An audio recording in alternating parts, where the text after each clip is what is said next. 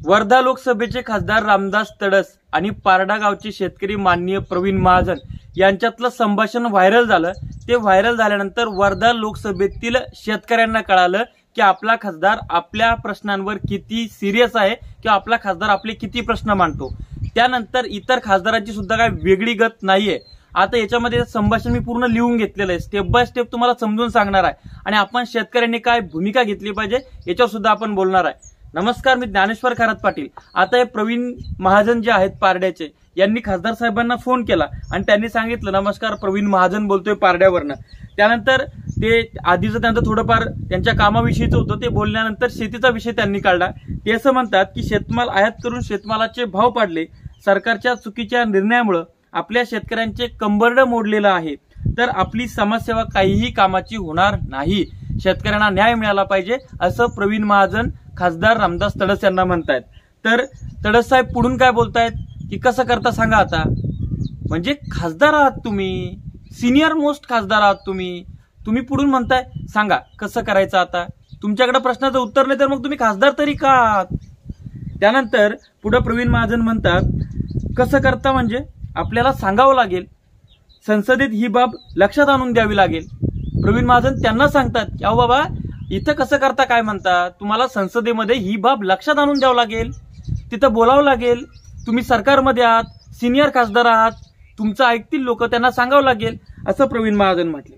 त्यानंतर तडस साहेब म्हणतात लक्षात मीच नाही तर सर्वच खासदारांनी आणून दिलं, पण तिथे आमचं काहीच ऐकल्या जात नाही।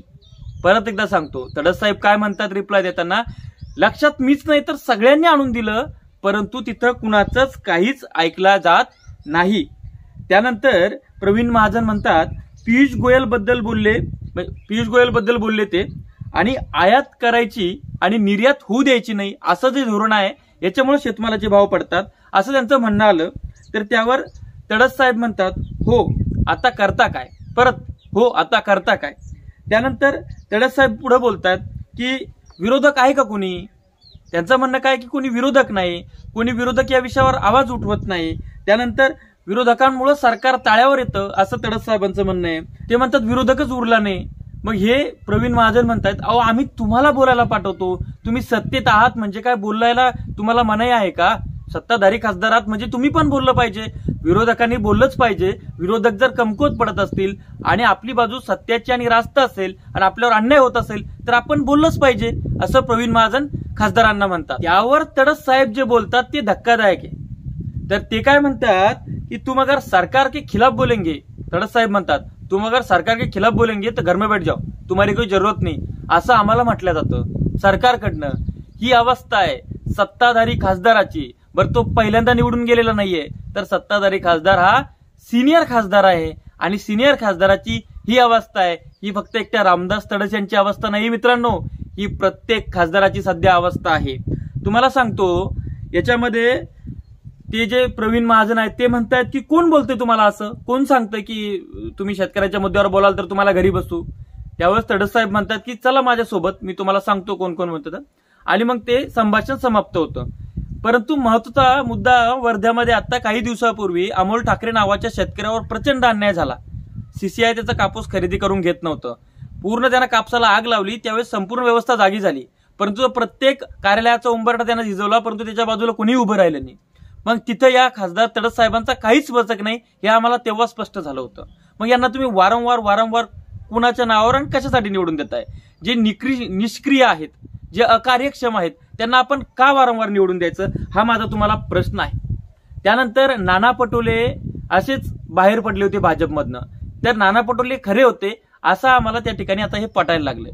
त्यानंतर जर आपला खासदार कामच करत नसेल तर त्याला तुम्ही कशाच्या आधारे निवडून देता आणि एकच खासदार वारंवार का निवडून देता हा माझा तुम्हाला प्रश्न आहे।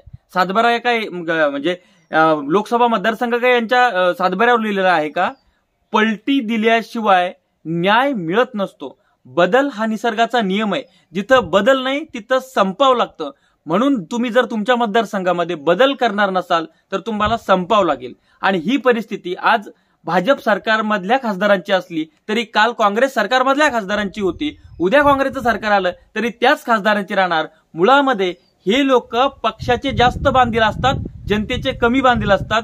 त्याच्यामुळे शेतकऱ्यांनी पलटी देणं शिकलं पाहिजे, शेतकऱ्यांनी अकार्यक्षम लोकांना पाडलं पाहिजे आणि त्यांच्या विरोधात मतदान केलं पाहिजे, हे माझं स्पष्ट मत आहे। व्हिडिओ कसा वाटलाय कमेंट्स करून सांगा। अशाच नवनवीन व्हिडिओसाठी चॅनल सबस्क्राईब करा, साईडला असलेला बेल आयकॉन दाबा।